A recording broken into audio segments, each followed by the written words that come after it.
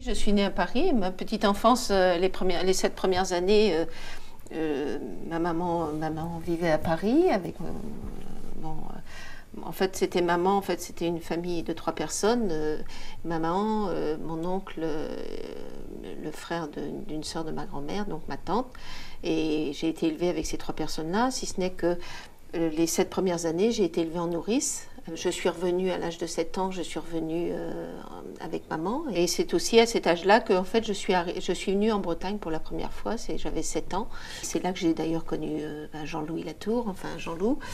Et c'est comme ça que j'ai connu, par Jean-Loup, donc le mouvement breton, etc. J'ai toujours pensé qu'en effet, beaucoup de mes compatriotes, quand ils étaient à Paris, idéalisaient un petit peu la mouvance bretonne culturelle en Bretagne. Moi, personnellement, je dis franchement, je ne l'ai jamais idéalisé. Pourquoi? Parce que j'étais quand même très souvent en Bretagne, quoi.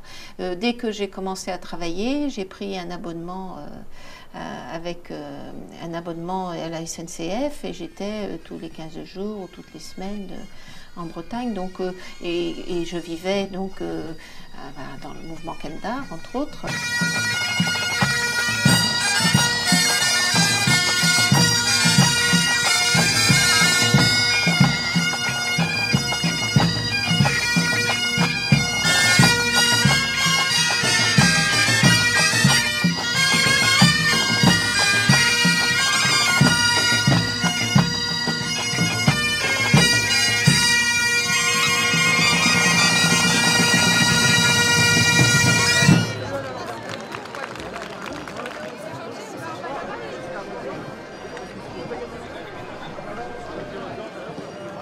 Catherine Latour, c'est l'abnégation, je crois.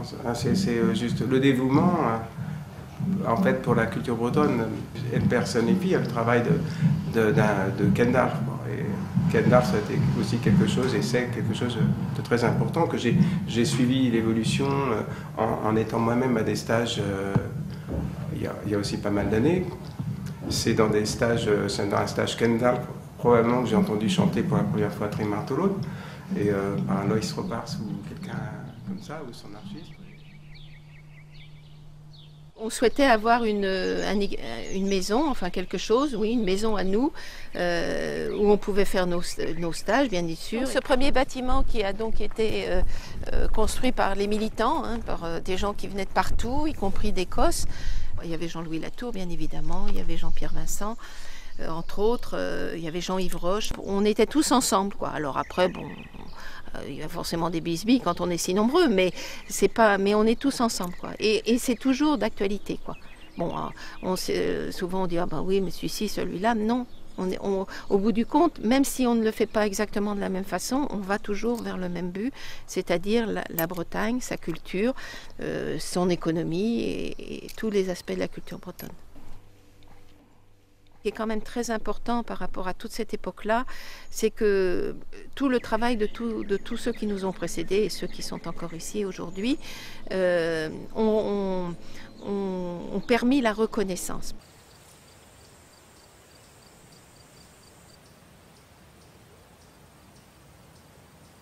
Cobreys a été une création de Kendar et a démarré donc à Rennes. Il y avait un rayon livres et disques, il y avait un secteur alimentation, il y avait un secteur restauration, crêperie, et puis il y avait le secteur livres. Les premières éditions de Cobreys, c'était des contes et légendes, parce que c'était quelque chose qui était facile à vendre. Catherine faisant partie du service administratif et financier, puisqu'elle était chef comptable, et bien, nous avons travaillé pendant plusieurs années ensemble. Elle m'a toujours touchée, par contre, profondément, Catherine. De par, justement, ce dévouement tout le temps. Elle a vraiment donné énormément de son temps à la culture bretonne, à Kendar, à Cobreys, à Brézobert. Donc, je suis très admirative de ce combat qu'elle a et de cette culture qu'elle a aussi. Voilà. Et moi, elle m'a apporté cette culture aussi. Quand j'avais des questions, elle répondait. Enfin, voilà. Donc ça a été quand même un échange, on va dire, privé, personnel, que moi j'ai apprécié par contre. Voilà.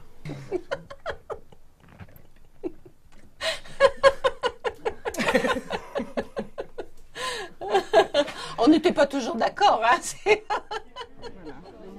les stands procédaient de la même démarche que la création de CopRace, c'est-à-dire de faire connaître à nos visiteurs, aux gens qui venaient en Bretagne et aussi à nos compatriotes, la littérature, alors en breton et en français.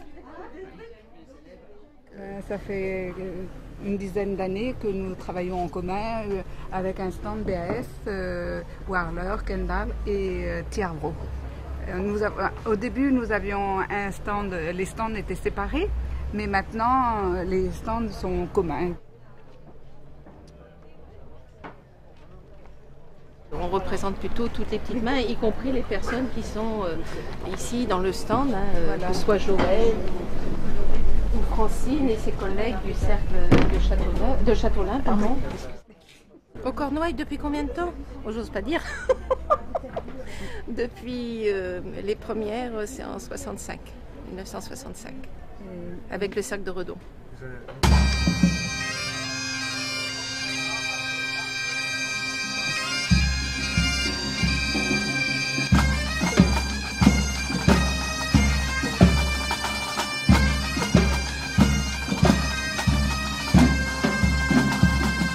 Je pense que les missions de Kendar, elles sont multiples. Elles sont le collectage qui a été évoqué au travers des travaux de vidéos, DVD, etc. Elles sont le maintien, le passage de la danse, et puis également, bien sûr, ce qui reste quand même le pivot de la Confédération, c'est-à-dire le spectacle, alors après sous différentes formes. Le festival Fantasiade qui a lieu à Landerneau, c'est une ouverture aussi à toutes les expressions dansées pour que, quelque part, cet aspect un petit peu poussiéreux qu'a quelquefois la danse bretonne ne perdure pas dans les esprits.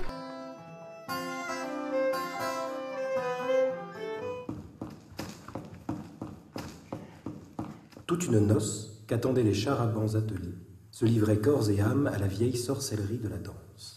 Un sonneur aux paupières vides.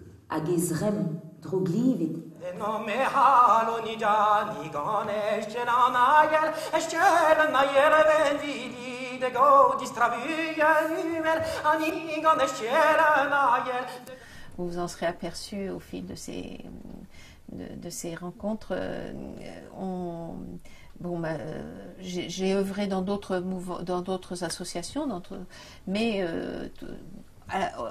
le point de départ, c'est Kendar. Donc, et pour moi, ça reste le premier, quoi.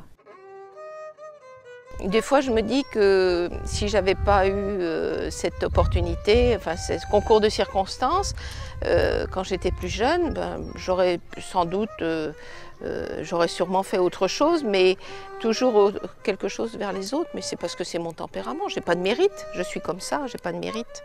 Le seul mérite qui puisse y avoir, c'est celui qui revient à ma famille et à ma maman.